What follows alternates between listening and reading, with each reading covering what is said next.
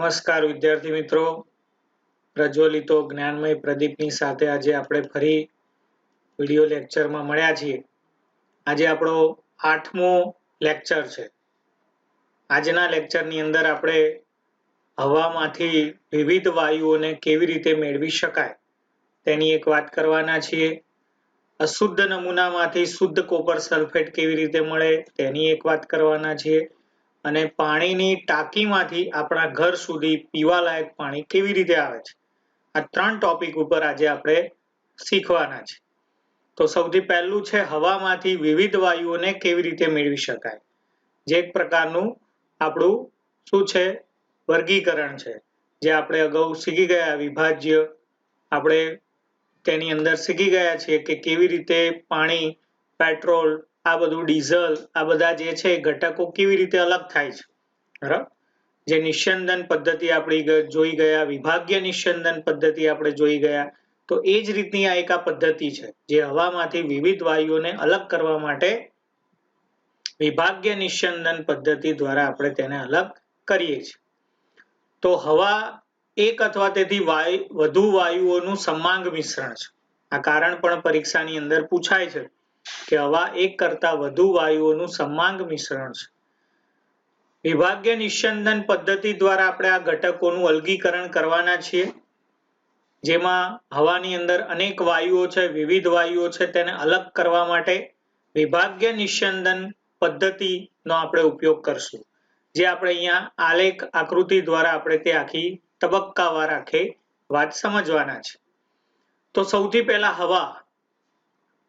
હવાને દબાણમાં વધારો થાય અને તાપમાનમાં ઘટાડો થાય એટલે હવાનું સંકોચન થાય, અને એ હવાનું સંકોચાવું અને હવા ઠંડી પડે, અને એ હવાને ઠંડી પડે ત્યારે તે પ્રવાહીકૃત હવા બને. હવા સંકોચન થાય, હવાના કણો કેવા હોય, છૂટા હોય, એમની વચ્ચે અવકાશ વધુ હોય, તેને દબાણ આપો, દબાણ વધે અને તાપમાન ઘટે એટલે એના કણો એકબીજાની પાસે આવે અને એને કારણે તે પ્રવાહીકૃત હવા બને. વિભાગીય નિસ્યંદન સ્તંભની અંદર ધીમે ધીમે તેને ગરમ કરતા જાઓ. જેમ જેમ ગરમ કરશો તેમ વાયુઓની જુદી જુદી ઊંચાઈને આધારે તેનું અલગીકરણ થશે. જેમ કે ઓક્સિજન છે, આર્ગોન છે, નાઇટ્રોજન છે, જેની આપણે અહીંયા વાત લખી છે.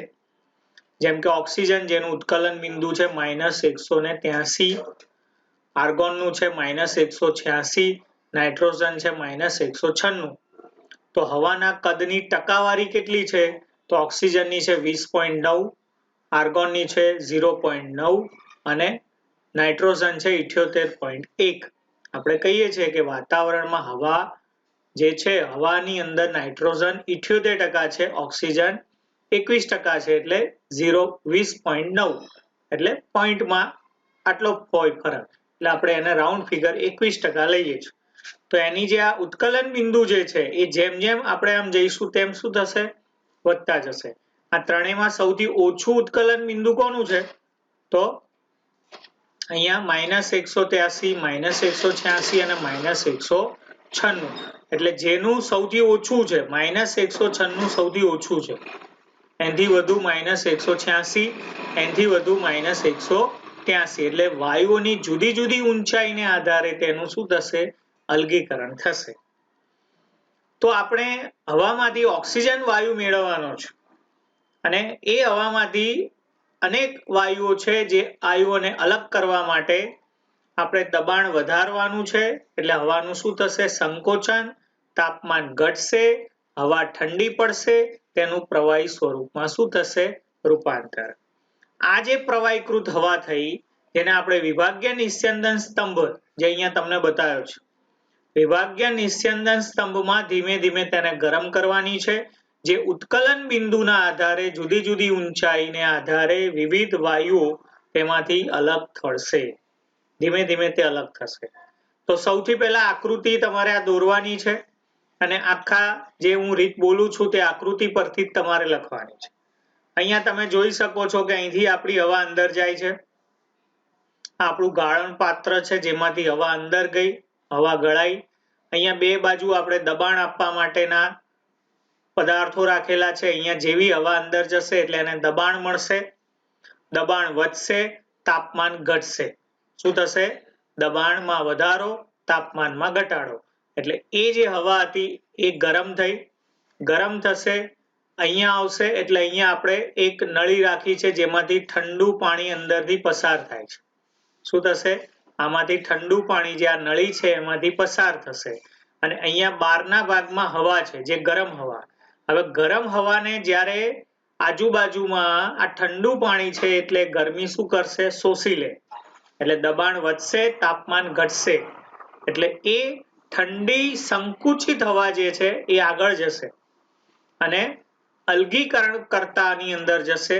એટલે તેમાં જ્યારે પહોંચશે ત્યારે તે પ્રવાહીકૃત હવા બની જશે. કારણ કે અહીંથી ઠંડી પડેલી હવા પ્રવાહી સ્વરૂપમાં રૂપાંતર થઈ જશે. અહીંયા કેવી હવા હતી? ગરમ હવા. અહીંયા ગરમ હવા ઠંડી પડી એટલે તેના જે કણો હતા ગરમ હવાના એ ધીમે ધીમે પાસે આવશે અને એને કારણે ઠંડી સંકુચિત હવા અલગ થશે જે આપણને અહીંયા પ્રવાહીકૃત હવા સ્વરૂપે મળે છે.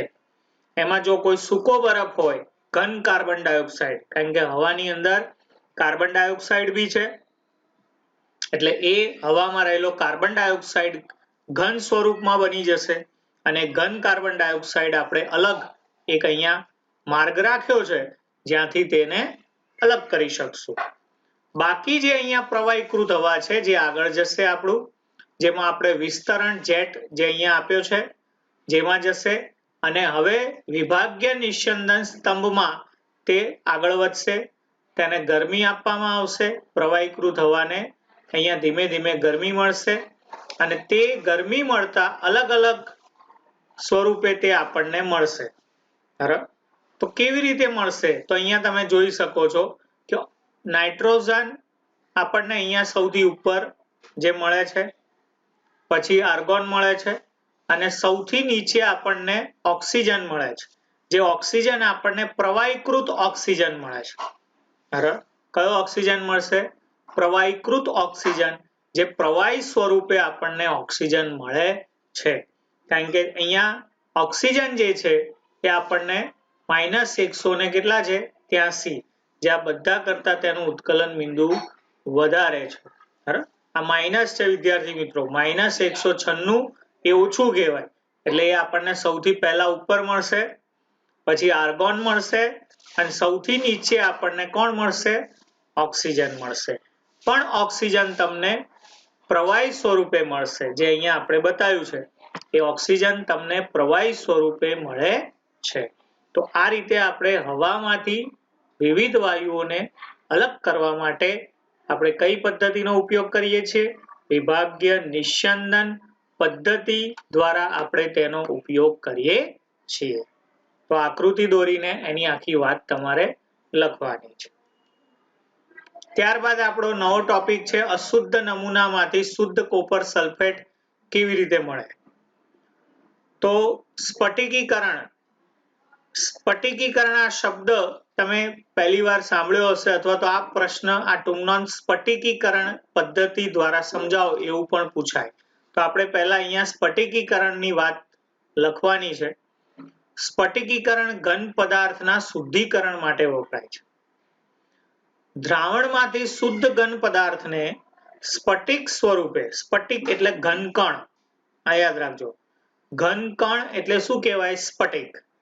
તો દ્રાવણમાંથી શુદ્ધ ઘન પદાર્થને સ્ફટિક સ્વરૂપે અલગ મેળવવા માટે વપરાતી પદ્ધતિને સ્ફટિકીકરણ કહે છે. આ પદ્ધતિને આપણે સ્ફટિકીકરણ કેમ કહીએ છીએ? કારણ કે તે દ્રાવણમાંથી શુદ્ધ પદાર્થ સ્ફટિક એટલે ઘન સ્વરૂપે મળે છે અને માટે આપણે તેને સ્ફટિકીકરણ કહીએ છીએ. સ્ફટિકીકરણ પદ્ધતિ એ સાદી બાષ્પીભવન પદ્ધતિ કરતા ચડિયાતી છે. તમને બાષ્પીભવન અને સ્ફટિકીકરણ એક જેવી જ લાગશે, પણ સ્ફટિકીકરણ પદ્ધતિ સાદી બાષ્પીભવન પદ્ધતિ કરતા ચડિયાતી છે. આવું કારણ પણ પરીક્ષામાં પૂછાય છે. દરિયાના પાણીમાંથી મળતું જે મીઠું છે તેમાં ઘણી બધી અશુદ્ધિઓ છે. હવે એ અશુદ્ધિને દૂર કરવા માટે કઈ પદ્ધતિ વપરાય? તો તો સ્ફટિકીકરણ પદ્ધતિ વપરાય. દરિયાના પાણીમાં જે મીઠા ને આપણે શુદ્ધ સ્વરૂપે મેળવવું હોય તો એના માટે આપણે સ્ફટિકીકરણ પદ્ધતિનો ઉપયોગ કરવો પડે. એવી રીતે પાણી જે આપણે પીવા લાયક યોગ્ય બનાવવું છે તો એમાં અસંખ્ય ઓગળેલા નિલંબિત અશુદ્ધિઓ છે, તો એને દૂર કરવા માટે પણ સ્ફટિકીકરણ પદ્ધતિનો આપણે ઉપયોગ કરીએ છીએ. બરાબર, તો આને આપણે સમજવાનું છે એક પ્રયોગ દ્વારા, એક પ્રવૃત્તિ દ્વારા. અશુદ્ધ નમૂનામાંથી શુદ્ધ કોપર સલ્ફેટ કેવી રીતે મળે, જે સ્ફટિકીકરણની આખી પ્રક્રિયા છે, પ્રવૃત્તિ છે, જેના દ્વારા આપણે સમજવાનું છે. એક બાષ્પ વાટકીમાં થોડાક 5 ગ્રામ કોપર સલ્ફેટ લેવાનું. એક બાષ્પ વાટકી લેવાની જેમાં 5 ગ્રામ શું લેવાનું, કોપર સલ્ફેટ લેવાનું. તેને નિમ્નતમ જથ્થાના પાણીમાં દ્રાવ્ય કરો. નિમ્નતમ એટલે ઓછામાં ઓછું. નિમ્નતમ જથ્થામાં તે પાણીમાં તેને દ્રાવ્ય કરો. કોને? કોપર સલ્ફેટને. અશુદ્ધિઓને ગાળણ પ્રક્રિયાથી દૂર કરો. શક્ય હોય તેટલી અશુદ્ધિઓને ગળણીથી ગાળી દો એટલે તેમાં રહેલી અશુદ્ધિઓ દૂર થઈ જશે. સંતૃપ્ત દ્રાવણ મેળવવા માટે કોપર સલ્ફેટના દ્રાવણમાંથી પાણીનું બાષ્પીભવન કરો. કેવું દ્રાવણ બનાવવા માટે? સંતૃપ્ત દ્રાવણ મેળવવા માટે. સંતૃપ્ત દ્રાવણની વ્યાખ્યા આપણે અગાઉ શીખી ગયા. કોપર સલ્ફેટના દ્રાવણમાંથી પાણીનું શું કરો? બાષ્પીભવન કરો એટલે દ્રાવણ કેવું બની જશે? સંતૃપ્ત દ્રાવણ બની જશે. હવે દ્રાવણને ગાળણ પત્ર વડે ઢાંકી દો. ગાળણ પત્ર વડે તેને શું કરી દો? ઢાંકી દો. કોઈ પણ પ્રકારનું ખલેલ પહોંચાડ્યા સિવાય ઓરડાના તાપમાને 1 દિવસ સુધી તેને મૂકી રાખો. શું કર્યું વિદ્યાર્થી મિત્રો? એક બાષ્પ વાટકી લીધી, 5 ગ્રામ કોપર સલ્ફેટ લીધું, નિમ્નતમ એટલે જરૂર પ્રમાણે ઓછું પાણીનું એમાં દ્રાવ્ય કર્યું, ગળણીથી અશુદ્ધિને દૂર કરી, સંતૃપ્ત દ્રાવણ બનાવવા તેનું બાષ્પીભવન કર્યું એટલે પાણીનું શું થઈ ગયું? બાષ્પીભવન. ગાળણ પત્ર ઢાંકો, ખલેલ પહોંચાડ્યા સિવાય 1 દિવસ મૂકી રાખો. બાષ્પ વાટકીમાં તમને કોપર સલ્ફેટના સ્ફટિક મળશે. શું મળશે તમને? કોપર સલ્ફેટના સ્ફટિક. સ્ફટિક એટલે ઘનકણો. આ પદ્ધતિને આપણે શું કહીએ છીએ? સ્ફટિકીકરણની પદ્ધતિ કહીએ છીએ. તો આના અનુસંધાનમાં કેટલાક પ્રશ્નો આપણને ઊભા થાય. એક બાષ્પ વાટકીમાં તમને શું જોવા મળ્યું? તો કોપર સલ્ફેટના સ્ફટિક જોવા મળ્યા. શું સ્ફટિક બધા એક સરખા દેખાય છે? હા, કારણ કે તેમાં ફક્ત શુદ્ધ કોપર સલ્ફેટ જ છે, બાકી કશું છે નહીં. જે પણ સ્ફટિક છે એ બધા કોના છે? કોપર સલ્ફેટના જ છે, એટલે બધા કેવા દેખાશે? સરખા.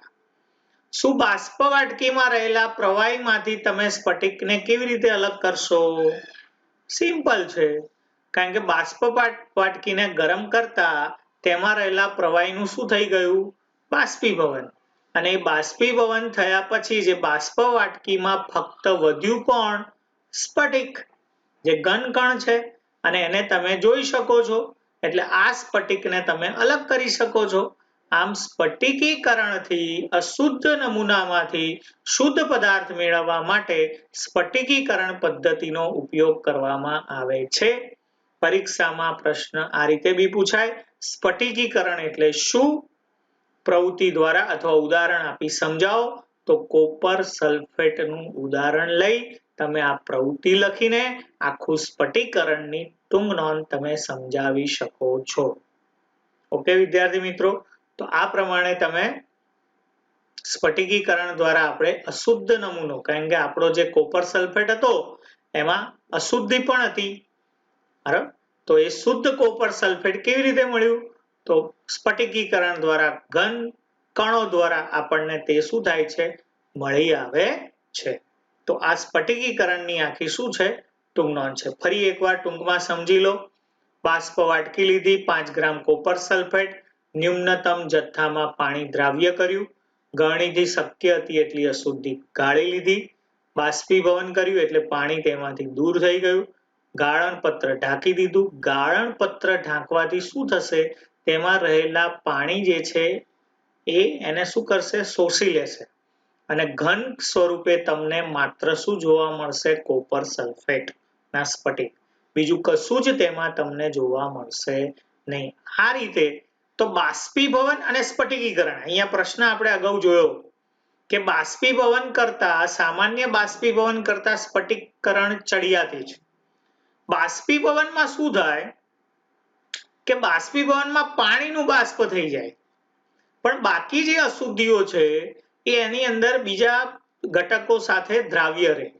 જ્યારે સ્ફટિકીકરણમાં શું થાય કે તમને જે સ્ફટિક છે એ ઘન સ્વરૂપે મળે, ઘન કણ સ્વરૂપે મળે, અને બાકી અશુદ્ધિ તમને નીચે રહી જવાની છે, બરાબર, તમારા બાષ્પ વાટકીમાં.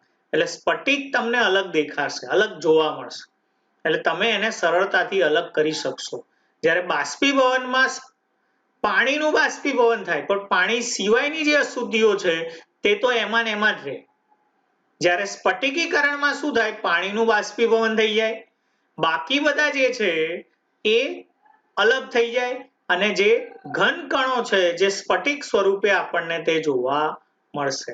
તો આ રીતે આપણે સ્ફટિકીકરણ દ્વારા આપણે આ શુદ્ધ પદાર્થ મેળવવા માટે ઘન, સ્ફટિક, કણ સ્વરૂપે જ્યારે કોઈ પદાર્થ શુદ્ધ મેળવવાનો હોય ત્યારે આપણે સ્ફટિકીકરણ પદ્ધતિનો ઉપયોગ કરી શકીએ છીએ. વિદ્યાર્થી મિત્રો, આપણા ઘરે જે પાણી આવે છે એ પીવાલાયક પાણી છે, પણ પાણીને પીવાલાયક કેવી રીતે બને? તો પાણીની ટાંકીમાંથી આપણા ઘર સુધી જે પાણી આવે છે પીવાલાયક કેવી રીતે થાય છે એની આખી અહીંયા આકૃતિ દોરેલી છે. તમારે આકૃતિ દોરવાની છે, એના મુદ્દા પણ જવાબ લખવાના છે. જે તમે આકૃતિ દોરશો એટલે તમને તે મુદ્દા લખતા આવડશે. ઓકે, તો કેવી રીતે? સ્ટેપ બાય સ્ટેપ અહીંયા જોતા જજો. સૌથી પહેલા જે પણ પાણી હોય એ બધું જ પાણી એક જગ્યાએ એકઠું થાય. સમજો કે વરસાદનું પાણી બધું ભેગું થયું, અથવા તો નદી છે, તળાવ છે, એનું પાણી એક જગ્યાએ ભેગું થાય, જે સંગ્રાહક ટાંકી કહેવાય. તો અહીંયા આપણે એક સંગ્રાહક ટાંકી દોરી છે. એમાં અમુક સમય સુધી, અમુક દિવસો સુધી એ પાણીનો સંગ્રહ થાય. આનું સંગ્રાહક ટાંકીનું કામ શું છે? તો પાણીનો સંગ્રહ કરવાનો. અમુક દિવસો પછી આ સંગ્રાહક ટાંકીમાંથી તે પાણી આગળ જશે, જે જશે અવસાદન ટાંકીમાં. કઈ ટાંકીમાં જશે? અવસાદન ટાંકી. આ ટાંકીમાં અમુક દિવસો સુધી પાણી પડ્યું રહે, કોઈ પણ હિલચાલ વગર, કોઈ પણ ખલેલ પહોંચાડ્યા વગર, અને એમાં રહેલા ઘન પદાર્થો ધીમે ધીમે ક્યાં બેસી જાય? નીચે બેસી જાય. કારણ કે આની અંદર રેતી, કાકરા, માટી, ઘણું બધું છે, અશુદ્ધ પાણી છે, ઘણા બધા ઘન કણો છે. તો અહીંયા જ્યારે અવસાદન ટાંકીમાં આવશે ત્યારે ઘન કણો બધા પાત્રના તળિયે ધીમે ધીમે ધીમે ધીમે શું થશે? નીચે બેસી જશે. એટલે ઘન કણો નીચે બેસી ગયા. ઉપરનું જે પાણી છે એ શુદ્ધ છે, નીચેનું પાણી છે તે બધું અશુદ્ધ છે. તો અહીંથી ઉપરનું પાણી આગળ જશે, તે ભારણ ટાંકીમાં જશે. કઈ ટાંકીમાં? ભારણ ટાંકીમાં. ભારણ ટાંકીમાં શું થશે? તો આલંબિત અશુદ્ધિઓ હશે. આલંબિત અશુદ્ધિઓ એટલે જે અશુદ્ધિઓ અંદર પાણીમાં દ્રાવ્ય થતી નથી, આવી જે આલંબિત અશુદ્ધિઓ છે તે અહીંયા અમુક દિવસો સુધી આ પાણી આમાં પડ્યું રહે, અને ધીમે ધીમે ધીમે એ આલંબિત અશુદ્ધિઓ પાત્રના તળિયે આવી જશે, અને પાણી થોડું ઘણું શુદ્ધ આગળ આવશે, ઉપર આવશે. તો આમાં ભારણ ટાંકીમાં આલંબિત અશુદ્ધિ, જે તમે નરી આંખે અશુદ્ધિઓને જોઈ શકો છો, એવી આલંબિત અશુદ્ધિઓ જે છે જે પાત્રના તળિયે આવી જશે, અને તમારું પાણી ઉપર શુદ્ધ થશે. એ પાણી શુદ્ધ થયેલું આગળ જશે. અહીંયા આપણે એક ગાળણ ટાંકી લીધેલી છે. ગાળણ ટાંકીમાં શું થશે? તો આપણે અહીંયા અલગ અલગ લીધા છે. સૌથી નીચે મોટા કાંકરા લીધા છે, એનથી ઉપર થોડાક નાના કાંકરા લીધા છે, એનથી ઉપર આપણે રેતીના સૂક્ષ્મ કણો લીધા છે. અહીંયા 3 સ્તર બનાયા છે. સૌથી નીચે કયા છે? મોટા કાંકરા છે. એની ઉપર કયા છે? તો એનથી નાના કાંકરા છે. અને અહીંયા કયા છે? તો રેતીના સૂક્ષ્મ કણો છે. અહીંયા જ્યારે તમારું પાણી આવશે તો મોટા કણોમાં જે પાણીમાં હજુ કેટલીક અશુદ્ધિ હશે, એ મોટા કણો મોટા કણો એ મોટા કાકરાઓની વચ્ચે ફસાઈ જશે. જો નાના કણો હશે તો એ નાના જે કાકરા છે એની વચ્ચે ફસાઈ જશે અને અતિ સૂક્ષ્મ જો કોઈ કણ હશે તો એ રેતીના સૂક્ષ્મ કણો તેને પકડી લેશે. ફરીથી એકવાર 3 સ્તર છે અહીંયા. સૌથી નીચે કયું સ્તર છે? મોટા કાકરા છે, એની ઉપર નાના કાકરા છે, એની ઉપર રેતીનું સૂક્ષ્મ કણ છે. તો જ્યારે અહીંયા પાણી આવશે તો શું થશે? જો કોઈ મોટા કણ હશે, કોઈ હજુ મોટા કણો બાકી રહી ગયા હશે તો એ મોટા કાકરાઓની વચ્ચે આવી જશે, ફસાઈ જશે. એની ઉપર જો એનાથી નાના કોઈ હશે, સૂક્ષ્મ કણો હશે, નાના કણો હશે, જે આ નાના કાકરાઓની વચ્ચે શું થઈ જશે? ફસાઈ જશે. અને એનાથી પણ અતિ સૂક્ષ્મ સમજો કે કોઈ અશુદ્ધિ હોય તો એ અશુદ્ધિ આ રેતીના સૂક્ષ્મ કણો તેને પકડી લેશે અને તે પાણી ઉપર જે આવશે તે માત્ર કેવું આવશે? શુદ્ધ સ્વરૂપે આપણને આવતું જોવા મળશે.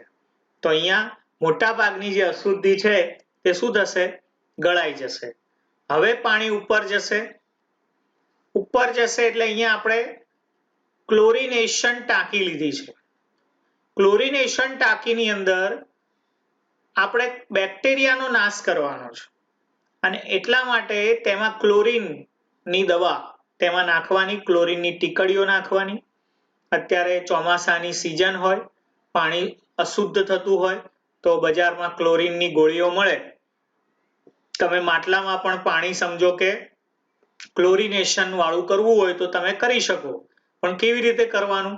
સમજો કે આજે માટલું તમે ભર્યું, બરાબર, પછી તમારે એની અંદર 20 લીટરનું તમારું માટલું છે, 15 લીટરનું તમારું માટલું છે, તો 10 લીટરે એક ગોળી તેની અંદર નાખી દેવાની. 20 લીટર હોય તો 2 ગોળી નાખી દેવાની. 24 કલાક સુધી એ પાણીને એમને મૂકી રાખવાનું, કશું જ કર્યા વગર. એ પાણીનો ઉપયોગ કરવાનો નહીં. કેમ? કારણ કે જ્યારે તમે અહીંયા ક્લોરીનની ગોળી નાખશો તો આ પાણીની અંદર રહેલા બેક્ટેરિયા એ ક્લોરીનને કારણે નાશ થશે. પણ તરત તે પાણી ના પીવાય કારણ કે એમાં ક્લોરીનની વાસ આવશે. ક્લોરીન પણ એક દવા છે એટલે એ 24 કલાક સુધી પાણી મૂકી રાખો તો ધીમે ધીમે બેક્ટેરિયા અને ક્લોરીનના કણો એ ધીમે ધીમે ક્યાં બેસી જશે? પાત્રના તળિયે બેસી જશે. ઓકે વિદ્યાર્થી મિત્રો, ક્યાં બેસી જશે? પાત્રના તળિયે. એટલે અહીંયા તમારે પાણીને ઓછામાં ઓછું 24 કલાક મૂકી રાખવાનું અને એ ક્લોરીન એ એમાં રહેલા બેક્ટેરિયાનો શું કરશે? નાશ કરશે. અને આ રીતે તમે ક્લોરિનેશન ટાંકીમાં ક્લોરીન દવાનો ઉપયોગ કરી તે પાણી શુદ્ધ કરી શકો. હવે આ પાણીમાંથી અશુદ્ધિઓ મોટા ભાગની દૂર થઈ ગઈ. બેક્ટેરિયાનો પણ શું થઈ ગયો? નાશ થઈ ગયો. અને એ પાણી નળ મારફતે તમારા ઘર સુધી શું થાય છે? પહોંચે છે. તો આ રીતે આપણા ઘર સુધી પાણી જે પહોંચે છે એ આટલા સ્ટેપમાં આવે છે. જે કોર્પોરેશનનું પાણી જે આપણા ઘરે આવે છે, સમજો કોઈની સોસાયટીમાં બોર હોય પોતાનો સેપરેટ, તો એ તો સીધું જ નીચે ભૂમિ જળ આવવાનું છે, બરાબર. પણ કોર્પોરેશનનું જે પાણી આવે છે તે આટલા સ્ટેપમાંથી પસાર થઈને આપણા સુધી આવે છે અને તેનાથી પાણી પીવા લાયક બને છે. ફરી એકવાર ઉપર આપણે છેલ્લી વાત કરી દઈએ. આ સંગ્રાહક ટાંકી હતી જેમાં પાણીનો સંગ્રહ થયો, જેમાં મોટા ભાગની અશુદ્ધિઓ છે. એ પાણી પહેલા અવસાદન ટાંકીમાં આવી તો મોટા ઘન પદાર્થો બેસી ગયા. ભારણ ટાંકીમાં પાણી આવ્યું તો આલંબિત અશુદ્ધિઓ તેમાં પાત્રના તળિયે બેસી જશે. ત્યાર પછી ગાળણ ટાંકીમાં આવી જેમાં 3 સ્તર છે: મોટા કાકરા, નાના કાકરા અને રેતીનું સૂક્ષ્મ કણ. તો એમાં જે પ્રમાણે તે અશુદ્ધિ હશે તેના કદને આધારે તે મોટા કાકરા મોટા કણોને પકડશે, નાના કાકરા નાના કણોને પકડશે અને રેતી જે છે સૂક્ષ્મ એ એનાથી અતિ સૂક્ષ્મ કણોને પકડશે. પાણી શુદ્ધ બનશે. આગળ જશે ક્લોરિનેશન ટાંકીમાં, જ્યાં ક્લોરીનની દવા નાખવાની, પાણી મૂકી રાખવાનું, બેક્ટેરિયાનો શું થઈ જશે? નાશ થઈ જશે. તો વિદ્યાર્થી મિત્રો, આ રીતે પાણી, જો તમારી ઘરે કોર્પોરેશનનું પાણી આવતું હોય તો તમને ક્લોરીનની વાસ પણ આવશે. એ દવાની વાસ તમને આવતી જોવા મળશે. તો આ રીતે પાણી જે છે આપણા ઘર સુધી શું થાય છે? પહોંચે છે. બરાબર, પણ બને ત્યાં સુધી પીવાલાયક પાણી તમારી ઘરે જે આવે છે તેને ગરમ કરો, ઉકાળો અને પછી તે પાણી પીવો તો તમને કોઈ પણ પ્રકારના રોગ થાય નહીં. તો વિદ્યાર્થી મિત્રો, આ રીતે આપણે પાણીને શુદ્ધ કરવું જોઈએ. શુદ્ધ પાણી જ હંમેશા પીવું જોઈએ, કારણ કે પેટના રોગો જે છે પાણી અને ખોરાકથી થાય છે. તો પીવાલાયક પાણી આપણા ઘરે જે આવે છે તે પણ આ પદ્ધતિથી આવે છે, જેની વાત આપણે આજે કરી. ઓકે, તો આ રીતે આપણે વિડીયોના માધ્યમથી મળશું. આજે જે ટૂંક નોંધો આપણી ચાલી છે એ તમારે એક વખત લખવાની છે. 3 થી 4 વખત તમારે આ વિડીયો જોવાનો છે. 3 થી 4 વખત તમારે એ મોઢે કરવાની છે અને આ જ રીતે તમે ટૂંક નોંધ વાંચતા રહો, તૈયાર કરતા રહો, વિડીયો જોતા રહો. તે આશા સાથે આજનો લેક્ચર આપણે પૂરો કરીએ છીએ. Take care. આભાર.